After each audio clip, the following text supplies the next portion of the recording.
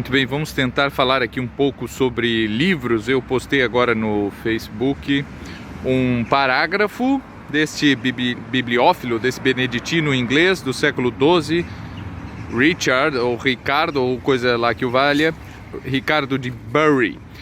E ele então foi uma das primeiras pessoas a se dedicar assim com afinco a colecionar livros, né? Uma espécie de bibliotecário da sua abadia.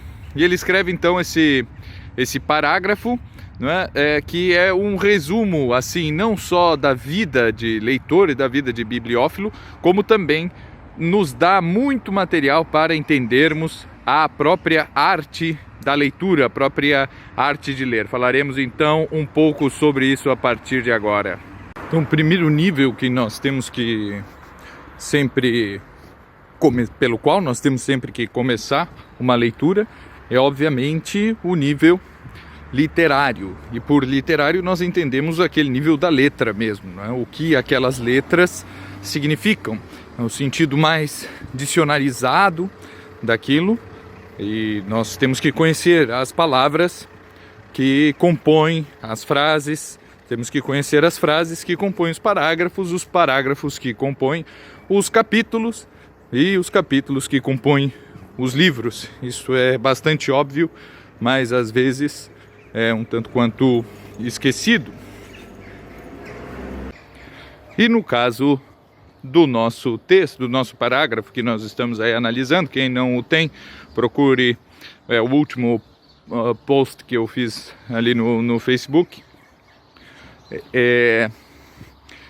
É um texto em latim, não é? E para que nós possamos compreender esse primeiro nível, em princípio basta que nós sejamos alfabetizados. E se nós não conhecemos a língua na qual o texto está escrito, basta que nós a aprendamos. Esse é um latim bem simples ali, não é? Então vamos começar. Daí nós começamos a ler e nós vemos que as orações ali começam com in libris, né? Nos livros. Então, ele está falando sobre os livros e nos livros nós temos isso, nós temos aquilo, nós temos aquilo. Então está falando de livros. E ele diz então que nos livros, a primeira frase, eu vejo, né, invenio, eu encontro os mortos como se estivessem vivos. Nos livros eu acabo vendo aquelas histórias das pessoas e vejo aqueles personagens todos como se estivessem vivos. Esta é a primeira frase. E depois ele diz: in libris futura previdebo, ou prevideo, né? Eu prevejo as coisas futuras. Vejam que em latim nós não podemos ler como nós lemos em espanhol, por exemplo, né? Qualquer falante de português consegue ler muito bem em espanhol, mesmo sem ter estudado, sem nunca ter estudado espanhol. Mas em latim não acontece, né? Não vão aí pegar a sua palavra futura, então deve ser, futura é assim como a coisa e perceber isso, sei lá como é que poderiam perceber, mas não. Quando nós temos uma palavra neutra, no plural, um adjetivo, nesse caso vem de um verbo, nós traduzimos como as coisas futuras. Então quando eu digo futuras, são as coisas futuras. Vamos seguindo. Eu não sei se eu consigo realmente fazer assim esse vídeo aqui caminhando. E então nós temos ele poderia dizer com essas duas frases o seguinte, numa frase só: nos livros eu vejo as coisas passadas e futuras. Eu encontro as coisas passadas e futuras. Mas não, ele usa dois verbos, usa duas frases. E para falar do passado, ele fala dos mortos. E como ele vê esses mortos, como se estivessem vivos. E no futuro, ele diz que ele prevê as coisas. Ele não vê, ele não encontra, como ele havia falado dos mortos. Eu prevejo as coisas futuras. É isso que está na segunda frase. Depois ele fala da guerra e da paz. São outras coisas que se opõem. Vejam que nas duas primeiras, na frase primeira e na segunda, ele fala do passado e do futuro. Na terceira e na quarta ele fala da guerra, e na quarta ele fala da paz. Isso tudo nós encontramos nos livros: o passado e o futuro, a guerra e a paz. Agora, o importante é ver que nós estamos somente num primeiro nível de leitura, não é? Nós ainda não terminamos a leitura nem mesmo dessas 4 frases. Nós só estamos entendendo o texto, e vemos aí que tem essas coisas que se opõem, como o passado e o futuro, como a guerra e a paz. Então nós estamos falando de oposição, ao mesmo tempo que todas essas coisas elas têm alguma relação com o tempo, e é sobre o tempo que o autor continua falando. Ele diz então que pelo tempo essas coisas todas seriam esquecidas, seriam cobertas, certo? Tudo estaria coberto e indecifrável com o tempo. E aí ele diz o seguinte, como uma explicação sobre essa frase, ele dá uma frase mais enigmática que, dizendo assim: Saturno come, devora aqueles que ele gerou, e ponto. E aí, bom, o que isso tem a ver com o resto, né? A gente logo pode pensar, bom, Saturno devora aquele que ele gerou. Nós vemos aqui que não basta, de forma alguma, não basta que nós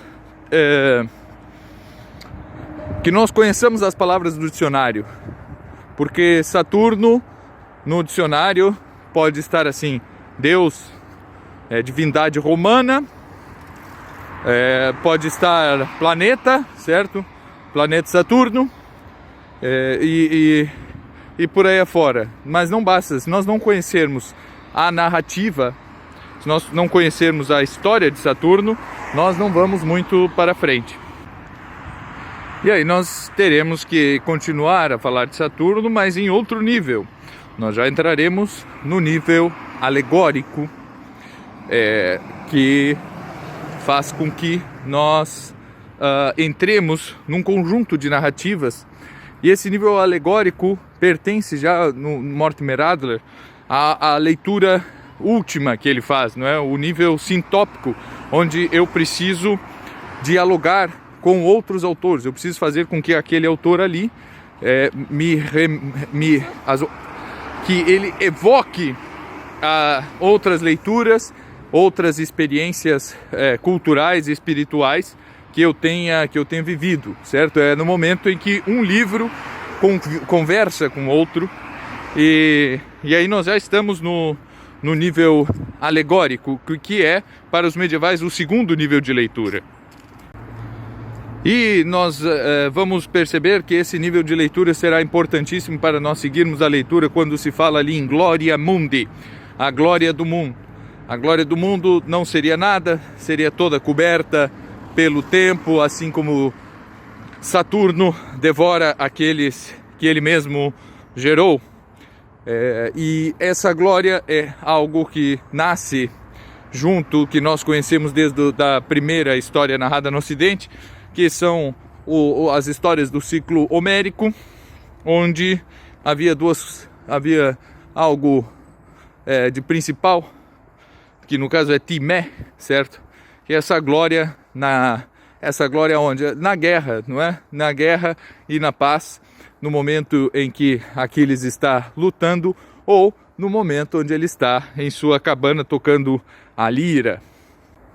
Enfim, a discussão pode continuar infinitamente, mas enfim, eu já estou aqui chegando no meu trabalho e talvez não consigamos continuar, mas ele rende uma aula inteira, não é somente este único parágrafo de um texto escrito na Idade Média, e que ainda pertence a uma tradição literária, a uma tradição de escrita, uma forma de expor as ideias que remonta a tempos imemoriais, né, a tempos anteriores à própria escrita, quando era necessário memorizar as coisas para fazer com que elas não fossem devoradas por Saturno. Só para terminar, quem é Saturno na mitologia grega? Ele é Cronos. E os filólogos divergem dizendo que esse Cronos com capa não é o mesmo de Chronos com ri, que significa tempo, certo? Mas sempre foi assim que se entendeu. Se hoje em dia os filólogos não acreditam nisso, o mundo antigo sempre acreditou e sempre tratou assim, não é, como Saturno sendo uma espécie de personificação do próprio tempo. Então vemos aí que estamos falando de livro e tempo. Estes são os dois temas principais deste parágrafo. Somente um parágrafo, e que nós já estamos aí há alguns minutos falando, mas nós poderíamos ficar muito mais tempo falando sobre livros e tempo em oposição um com o outro, assim como a paz está em oposição à guerra, assim como o passado está em oposição ao futuro.